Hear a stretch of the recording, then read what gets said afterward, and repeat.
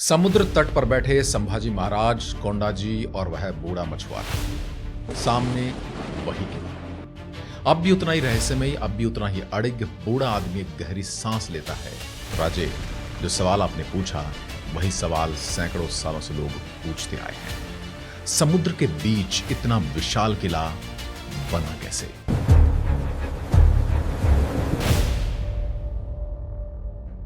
जवाब पत्थरों में नहीं राजे, जवाब बुद्धि में है।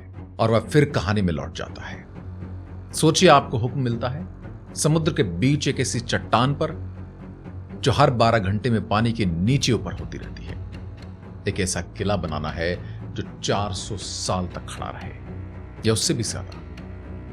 न बुलडोजर, न क्रेन, न सीमेंट, न ट्रक। सोचिए कैसे बनाया जाएगा। सिर्फ हाथ, मजदूर, रस्सियां, लकड़ी के तख्ते और हाथ से बनाई हुई नावें। यह चुनौती इतनी बड़ी थी कि उस दौर के कई इंजीनियरों ने इसे असंभव कहा था, लेकिन दक्कन के कारीगरों ने असंभव को चुनौती के तौर पर लिया। सबसे पहला सवाल था, पत्थर आएगा कहां से? कोंकण की जमीन से ही यहां की मिट्टी के नीचे काले बेसाल्ट पत्थरों की मोटी परत थी। संख्या भारी और नमक पानी को बरसों तक झेलने की ताकत रखने वाला। पहाड़ों से पत्थर काटे जाते, बड़े बड़े ब्लॉक्स में तराशे जाते और फिर बैलगाड़ियों से तट तक लाए जाते। जमीन से जमीन तक ले जाना तो आसान था, लेकिन असली चुनौती यह थी कि तट से किले तक समुद्र था और समुद्र किसी की सुनता नहीं है, न किसी को रास्ता देता है। हर पत्थर, हर ब्लॉक लकड़ी की बड़ी बड़ी नाव पर लादा जाता, लेकिन कब? यह आता है वह ज्ञान जो सिर्फ किताबों से नहीं मिलता, बल्कि पीढ़ियों के अनुभव से आता है। कारीगर और कोली नाविक ज्वार भाटा का हर पल जानते थे। समुद्र जब शांत होता, लहरें कम होती, तभी नावें निकाली जाती। तूफान का हल्का सा भी संकेत मिलते ही सारा काम रोक दिया जाता। एक गलत अंदाजा और पत्थर से भरी नाव समुद्र में डूब जाती। इसलिए निर्माण कोई हफ्तों का काम नहीं था, निर्माण यह बरसों तक चला। कुछ विवरणों के अनुसार इस किले को पूरी तरह मजबूत रूप देने में लगभग 22 साल लगे। 22 साल सिर्फ एक दीवार को समुद्र के सामने खड़ा करने में। काम जितना असंभव लग रहा था, उतना ही मुश्किल भी था। अब सवाल था, नींव का जमीन पर किला बनाना एक अलग बात है, पानी के बीच खड़ी चट्टान पर किला बनाना बिल्कुल दूसरी बात है। चट्टान की सतह असमान थी, कहीं गहरी, कहीं उथली, हर दिन 2 बार समुद्र से ढक देता था। कारीगरों ने पहले चट्टान की सतह को समतल किया, फिर बड़े बड़े पत्थरों के ब्लॉक्स को एक दूसरे के ऊपर रखा और गारा।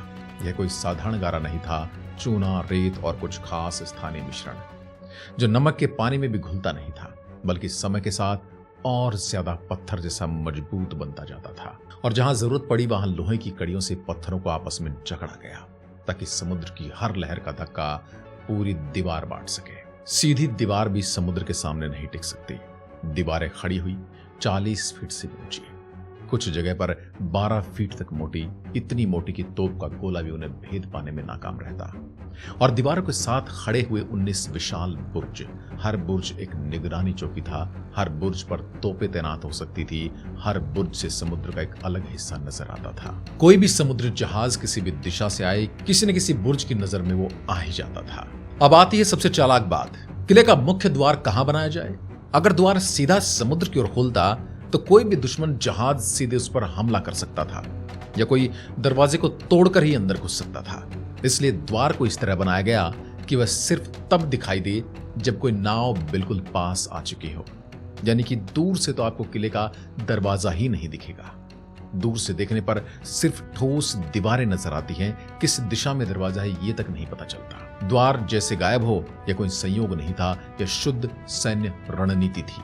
और एक और बात, किले में एक छोटा सा गुप्त द्वार भी बनाया गया, खुले समुद्र की ओर। अगर कभी घेराबंदी में सब कुछ हाथ से निकल जाए तो यही रास्ता भागने का आखिरी सहारा बनता। अब सोचिए, इतने बड़े किलों में इतने सारे सैनिक, इतने सारे परिवार, आखिर मीठा पानी कहां से आए? आप समुद्र के बीचों बीच हैं। घेराबंदी करने के बाद तो आपके सारे रास्ते बंद हो गए। चारों ओर सिर्फ खारा समुद्र। यहीं से आता है इस किले का सबसे बड़ा रहस्य। किले के अंदर गहरे कुएं खोदे गए, कुछ 60 फीट तक गहरे, और अजीब बात यह कि इन कुओं से लगातार मीठा पानी निकलता रहा। सदियों तक आज भी इन कुओं से मीठा पानी ही निकलता है। आज तक इतिहासकार और भूगर्भ वैज्ञानिक इसका पूरा वैज्ञानिक कारण ठीक नहीं बता पाए। कुछ इसे भूमिगत मीठे पानी की धारा बताते हैं, कुछ बारिश के पानी के भंडारण की तकनीक को श्रेय देते हैं, लेकिन नतीजा एक ही था। एक किला जो चारों ओर से समुद्र से घिरा था, कभी प्यासा नहीं रहा। यह वह बात थी जिसने इस किले को घेराबंदी में भी अजेय बना दिया था, क्योंकि घेराबंदी तभी काम करती है जब अंदर के लोग भूखे प्यासे मरने लगे। जंजीरा के पास ऐसी कोई मजबूरी नहीं थी, बल्कि घेरा डालने वाले के पास बहुत सारी पाबंदियां थी। समुद्र में घेरा डालना आसान नहीं था।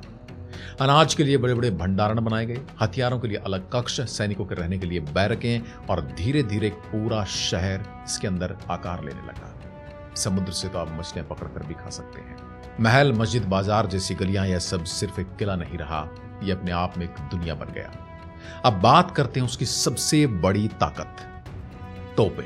किले पर सैकड़ों तोपें तान दी गई। कुछ विवरणों में तो 500 से अधिक तोपों का जिक्र मिलता है। इनमें से कुछ इतनी विशाल थी कि उनका एक एक गोला कई टन का था। इन्हीं में से एक तोप का नाम था कलाल बांगड़ी। ये तोपें बुर्ज पर इस तरह से लगाई गई कि किले के चारों ओर एक जैसा कोई अंतर नहीं छोड़ा।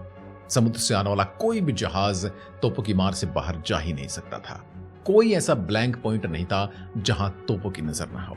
यह एक बात समझनी जरूरी है कि सिर्फ स्थानीय ज्ञान नहीं था, यह अलग अलग परंपराओं का मेल था, अलग अलग तकनीकों का एक बेजोड़ संगम था।